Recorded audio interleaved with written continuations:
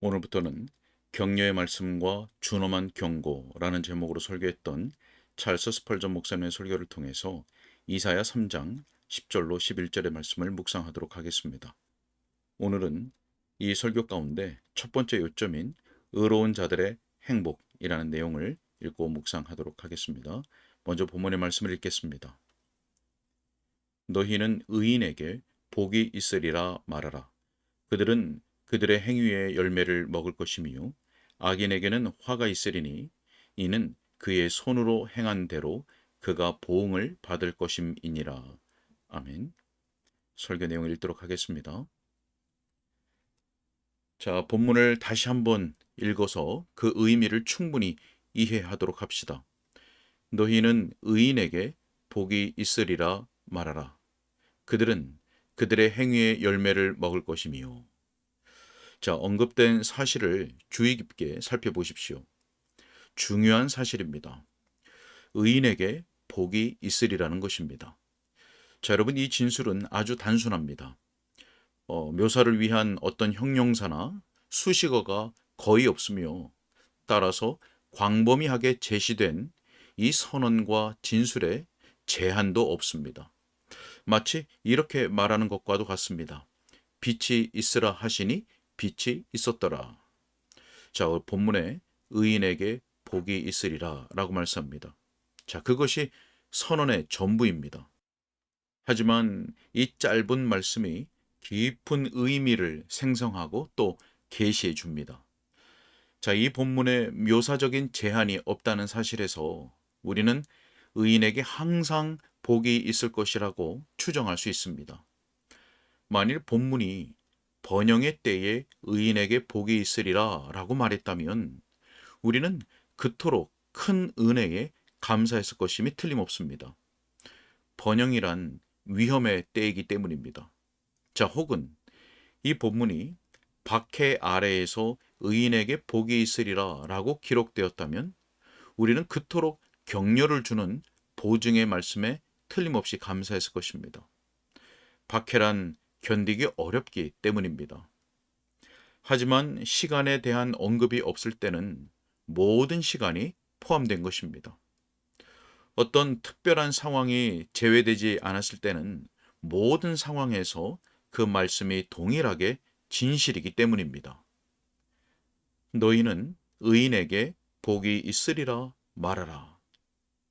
자, 연초부터 연말까지, 해가 뜰 때부터 질 때까지, 저녁 땅거미가 질 때부터 샛별이 비칠 때까지 동일합니다. 하나님께서 어린 시절에 그 침상에서 부르신 사무엘처럼 의인에게는 복이 있을 것입니다. 찬미의 노래로 삶을 마치려고 침상에서 몸을 일으켰던 노년의 다윗처럼 의인에게는 복이 있을 것입니다. 재물이 풍부했던 솔로몬처럼 의인에게는 복이 있을 것이며 또한 거름더미 위에 누웠을 때 개가 그 헌대를 핥던 나사로와 같다고 해도 의인에게는 복이 있을 것입니다. 욥이 그 발을 기름으로 씻고 버터로 그 발 자체를 씻으며 유력자들이 그 앞에서 머리를 숙이고 땅의 큰 자들이 그에게 경의를 표하던 시절처럼 의인에게 복이 있을 것입니다. 하지만 욥이 시련을 당하여 자녀들을 잃고 주저앉아 질그릇 조각으로 몸을 긁으며 그 아내는 그에게 하나님을 저주하고 죽으라 말하며 친구들조차 그에게 형편없는 위로자들이 되고 오직 자기 홀로 남겨졌을 그런 때와 마찬가지로 그 때에도 의인에게는 복이 있습니다. 의인에게는 복이 있을 것이고 항상 있을 것입니다. 자, 명백히 이 본문은 의인이 어떤 때에나 한결같이 복되며 복되지 않을 때가 없음을 의미합니다. 특별한 때가 언급되지 않았고 특정한 시기가 제외되지 않았다는 것은 모든 때가 그러함을 의미하기 때문입니다. 자, 특히 의인에게는 장래에 복이 있을 것입니다. 본문은 의인에게 복이 있으리라 라고 말합니다. 의인은 종종 미래를 염려하지만 정녕 그에게는 불신의 두려움을 가질 이유가 없습니다. 의인에게는 복이 있을 것입니다. 그가 분명히 예견되는 고난의 날을 바라볼 수도 있겠지만, 하지만 불길함을 느낄 이유는 없습니다. 다가오는 시련 속에서도 그에게 복이 있을 것이기 때문입니다. 설령 시련이 연속으로 꼬리를 물고 찾아온다고 해도 그에게는 복이 있을 것입니다. 이런 말씀이 기록되어 있지 않습니까? 6가지 환난에서 너를 구원하시며 7가지 환난이라도 그 재앙이 내게 미치지 않게 하시리라. 설령 그가 다가올 쇠락의 세월을 미리 내다본다고 해도, 또 시든 잎들이 땅을 덮는다고 해도 의인은 여전히 복될 것입니다. 의인은 황혼기에도 복되며 그의 마지막 날들이 최상의 날들이 될 것입니다. 그의 영혼은 은혜 입은 자에게 남아있는 그 안식을 미리 맛봄으로써 황홀하게 될 것이기 때문입니다. 하나님의 사람이 미래의 전망을 더 넓히면, 또 믿음의 망원경을 통해 알려지지 않은 세계를 응시한다면, 그는 은혜로운 약속의 빛으로서 내세의 땅에서도 복되다는 것을 확실히 인식할 수 있습니다. 본문은 끝에 대한 암시가 없으며 우리가 어떤 시점까지만 복될 것이라고 말하지 않습니다. 이 본문은 단순하면서도 장엄하게 복이 있으리라고 말하고 있으며, 그보다 조금 더 덜한 것을 말하지 않습니다. 하나님의 이 있으리라 라는 말씀은 가장 큰 의미에서 언제나 라는 말씀으로 이해될 수 있습니다. 그러므로 세월의 주기가 그치고 이 거대한 기계의 수레바퀴가 고장 날 때에도 의인에게는 복이 있을 것입니다. 민족들이 충돌하여 깨어지고 무서운 전쟁이 닥치며 아마겟돈이라는 최후의 공포 소리가 들려오고 유프라데스 강물이 마르며 바다에 갈라진 불꽃의 혀들이 널름거리며 산들이 하나님 앞에서 밀랍처럼 녹아내리고 뜨거운 열기에 의해 우주의 원소들이 태워진다고 해도, 저 무서운 재앙의 날에 무슨 일이 일어나건 그리스도인들에게 무엇이 문제이겠습니까? 의인에게 복이 있으리라고 하나님이 말씀하시지 않았습니까? 자, 항상 복되기 때문에 미래에도 복된 것입니다. 우리는 하나님의 권위에 근거하여 복되다는 말을 덧붙일 수 있습니다. 어떤 지혜로운 사람이 우리에게 잘 될 것입니다 라고 말할 수 있습니다. 또 그의 경험상 그의 말이 거의 틀림없이 정확할 수 있습니다. 우리 자신도 때로는 일이 잘 될 것이라는 아주 안전한 결론을 내리기도 합니다. 하지만 전능자의 손과 인치심에 근거하여 그 약속을 얻는 것이 얼마나 더 좋은지요? 마음을 살피시고 은밀한 것을 보시는 그분이 의인에게는 복이 있다고 말씀하십니다. 이 위로의 보증을 말한 것은 하나님의 입입니다. 사랑하는 여러분, 만일 하나님이 복되다고 말씀하시면 일만의 악한 영들이 나쁠 것이라고 말해도 우리는 그들을 모두 조롱할 수 있습니다. 피조물들이 하나님의 말씀에 반박하는 말을 할 때 우리에게 피조물의 말이 아닌 하나님의 말씀을 믿는 믿음을 주셨으니 우리 하나님을 찬송합니다. 그대 의인이여, 하나님이 말씀하시기를 그대가 언제나 복되다 하십니다. 그러므로 사랑하는 이여, 비록 당신이 그것을 볼 수 없어도 눈으로 보는 것 대신 하나님의 말씀이 당신을 굳게 세우게끔 하십시오. 그렇습니다. 당신의 눈과 느낌들이 말하는 것보다는 하나님의 권위에 근거하여 그 말씀을 믿으십시오. 하나님이 복 주시는 이가 진정으로 복되며 그분의 입술로 선언하시는 것이 가장 확실하고 견고한 진실입니다. 자, 또한 우리가 확신할 수 있는 것은 우리의 최상의 자아가 복되다는 사실입니다. 본문은 우리의 몸이 항상 복될 것이라고 말하지는 않습니다. 하지만 우리의 몸이 우리 자신은 아니며 그것은 우리의 더 고귀한 본성을 담은 작은 보석 상자와도 같습니다. 우리의 영혼이 잠시 동안 몸을 입고 있는 귀중한 생명입니다. 우리의 최상의 자아에 복이 있을 것입니다. 저는 이 본문을 우리의 더 귀중한 부분, 즉 하나님이 주신 우리의 새 생명에 복이 있다는 의미로 이해합니다. 설령 그것이 불을 통과하여도 그것은 불순물을 제거하기 위함입니다.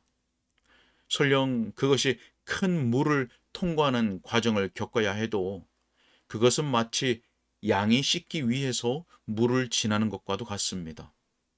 우리의 더 낮고 고귀한 본성은 항상 복될 것입니다. 하나님이 우리와 함께 하시어 우리를 깨끗하게 하시고 붙들어 주시기만 한다면 최악의 환경조차 우리에게 유익이 될 것입니다. 제가 이 본문을 살피고 제가 할 수 있는 최선으로 그것을 연구할 때 저는 이렇게 생각합니다. 그렇다. 하나님이 복되다고 말씀하시면 그것은 단연코 복되다는 의미일 것이다. 여러분, 그 복의 의미는 중대합니다. 그것은 외관상으로 잘 된다는 피상적인 진술이 아닙니다. 그것은 깊고 참되며 지속적이고 진지하게 잘 된다는 의미입니다. 최상의 의미에서 영혼의 복됨이란 무엇일까에 대해 생각해 보십시오. 여러분이 최대한 상상할 수 있는 그 이상으로 진정 의인에게는 복이 있을 것입니다. 하나님 앞에서 의인은 더할 나위 없이 최상으로 복될 것입니다. 하나님의 은혜가 의인 속에서 그 목적을 성취하게 될 때 그는 사람이 될 수 있는 최상의 정도로 정결하고 행복하고 고귀해질 것입니다. 하나님은 믿는 자에게 이미 그의 마음이 바랄 수 있는 모든 것을 주셨습니다. 하나님은 예수님 안에 있는 모든 것을 이미 그에게 주셨고 시간과 영원 속에서 그가 바랄 수 있는 모든 것을 맹세와 약속으로 그에게 보증하셨습니다. 최상, 최고, 최대의 의미에서 그리고 가장 참된 의미에서 의인에게는 복이 있습니다. 자, 여러분이 주목해야 할 것은 의인은 너무 복되기 때문에 하나님께서는 그가 그 사실을 알기를 바라신다는 것입니다. 하나님은 그분의 성도들이 행복하게 되기를 바라시며 그러기 때문에 그분의 선지자들에게 이렇게 말씀하시는 것입니다. 너희는 의인에게 복이 있으리라 말하라. 여러분, 사람에게 그의 부와 지위와 미래의 전망을 상기시키는 것이 때로는 지혜롭지 않습니다. 왜냐하면 교만이 신속하게 그 속에서 솟아나기 때문입니다. 만일 어떤 형제가 놀라운 재능들을 부여받았다면 일반적으로 그는 머지않아 스스로 그것을 발견할 것입니다. 아마도 그에게 그런 사실을 말해주는 것이 위험할 수도 있습니다. 하지만 그리스도인에게 복될 것이라고 보증하는 것은 위험하지 않습니다. 그렇지 않다면 주님께서 경건한 자들의 귀에 그 말을 들려주라고 명하시지 않았을 것이기 때문입니다. 주님은 모든 설교자가 그분의 백성을 위로하기를 원하십니다.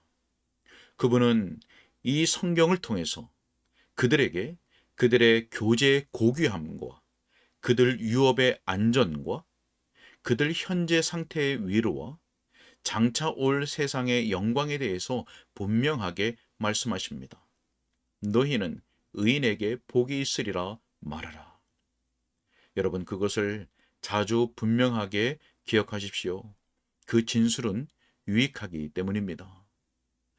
자, 현재의 상황에서 이 사실을 말함으로써 저는 여러분이 그 복을 보고 느끼고 그로 인해 기뻐하게 되기를 바랍니다. 나의 형제 자매요, 당신은 그리스도 안에 있습니까? 당신은 그분의 보혈의 샘물로 왔습니까?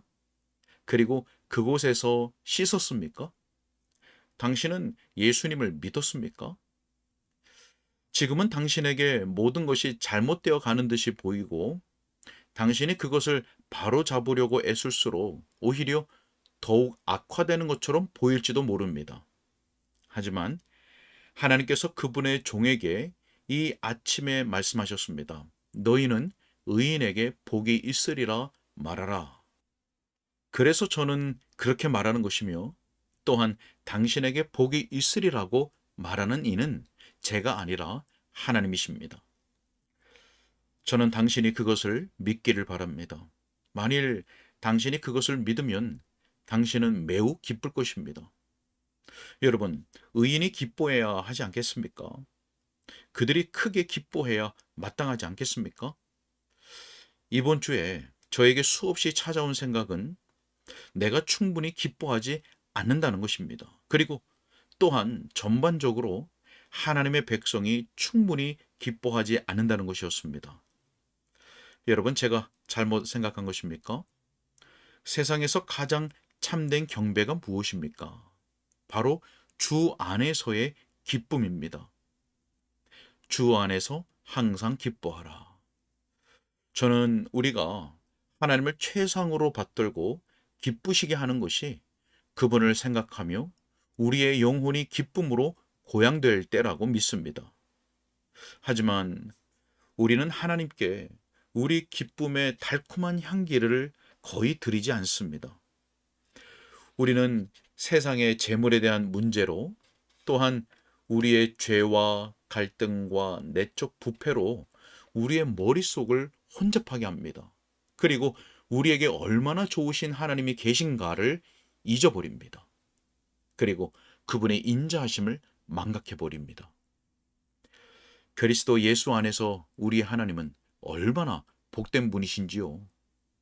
그분은 결코 마르지 않는 기쁨의 바다요, 영원토록 흐르는 무한한 기쁨의 강입니다.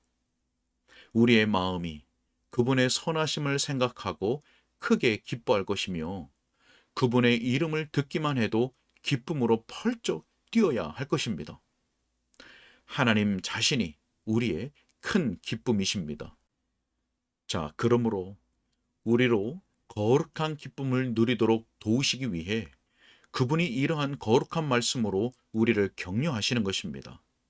내 사랑하는 자녀여, 너에게 복이 있으리라. 너에게 지금도 복이 있고 또 영원 무궁토록 복이 있으리라. 아멘. 오늘은 여기까지 읽겠습니다.